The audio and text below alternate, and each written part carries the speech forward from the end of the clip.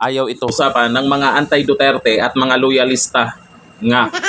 Dahil naman, sa viral video na ito, ay naging bida ang dating Pangulo.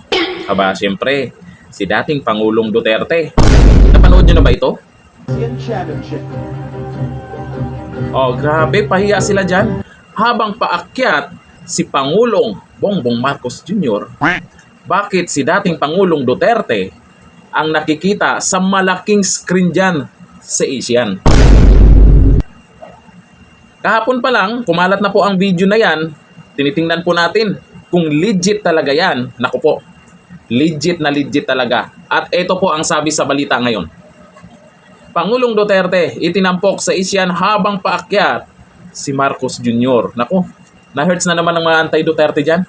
Hirap na nga silang ipagtanggol itong si Jr. Tapos ito ang mapapanood nila.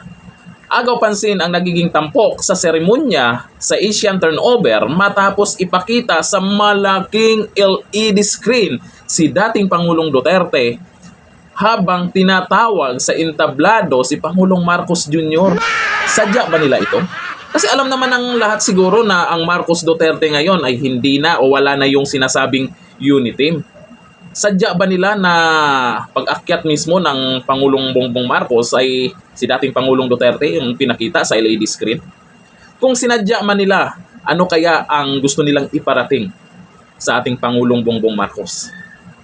Ang kasalukuyang leader na nagbukas ng pintuan ng kooperasyon sa International Criminal Court o ICC laban sa dating Pangulo. Ang nasabing sandali nakuha sa Kuala Lumpur Convention Center ay agad na umani ng reaksyon mula sa mga delegado at netizens. Pero yung mga loyalista nga at mga anti-Duterte, pati na yung mga vlogger dyan na, nako, may isang vlogger dyan, huwag kang magkakamali na isama mo ako sa mga binabanatan mong mga Duterte vloggers ha. Nako po, alam mo mismo na hawak ko ang resibo kung magkano ang kinita mo. Hindi sa YouTube channel niya, kundi sa mga nakakausap niya na ganito yung banatan mo, eto yung banatan mo, ang laki ng kinita mo, tapos yung 500,000 peto-teto-tet na inutang mo sa isang OFW, 5 taon ang nakalipas, 5,000 lang ang inihulog mo. Kasi ako naman, sa totoo lang, hindi man ako basta-basta na bumabanat sa vlogger sa kabila kasi wala naman akong update tungkol sa kanila. Pero marami akong kakilala dyan at may resibo akong hawak laban sa kanila. At binuking na natin ang nakaraan. Pinost na natin yung pangalan ng mga gumagawa ng paraan para kumita lang. O ito ngayon, viral na ito, kalat na ito sa bagay. Hindi nyo ito pinapansin para hindi mag-viral kaso hindi mapipigilan. Talagang kumalat ang video na to at malamang iniiwasan nyo dahil pahiya na naman kayo dito.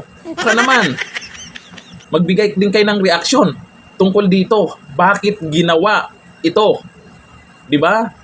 Bakit ganun na lang? Baka hindi ba ito pambabastos sa ating Pangulo? Na alam naman natin na siya yung sinisisi ngayon. Bakit pinadala sa ICC si dating Pangulong Duterte? Ano kayang naging reaksyon ni Pangulong Bongbong Marcos habang paakyat siya sa entablado? Siyempre nakikita niya yung mukha ni dating Pangulong Duterte, ang laki ng LED screen. Ano kaya yung nararamdaman niya? Ano kayong naging reaksyon niya?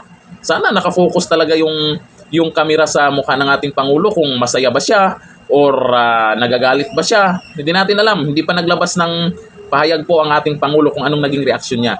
Auntie Claire lang ang makakasagot niyan. Hintayin natin kung magsalita siya diyan. Kasi si Auntie Claire, di ba, pagdating sa mga Duterte, ang bilis niya mag-react. O eto ngayon, Auntie Claire, anong masasabi mo diyan? O ayon po dito sa mga nag-comment ha.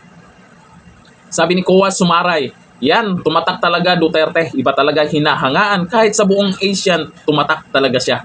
Sabi ni Luna Solihon, he is a good leader, FPRRD. Yan ang nakikita po ng karamihan. Sabi ni Mabel Inlaud de la Rita, si Tatay Digong lang yung bumaba na iniyakan ng mga tao. Pag bumaba kaya si Pangulong Bongbong Marcos, ano kayang maging reaksyon ng mga tao? Sabi ni Monail Conlan, the best president of the Philippines. Hindi tanggap ng mga anti-Duterte yan. Hindi sila papayag yan. Ang gusto nilang best president talaga, si Marcos pa rin.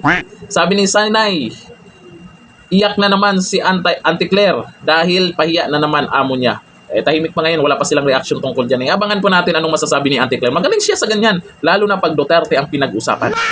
Ganito na lang, thank you.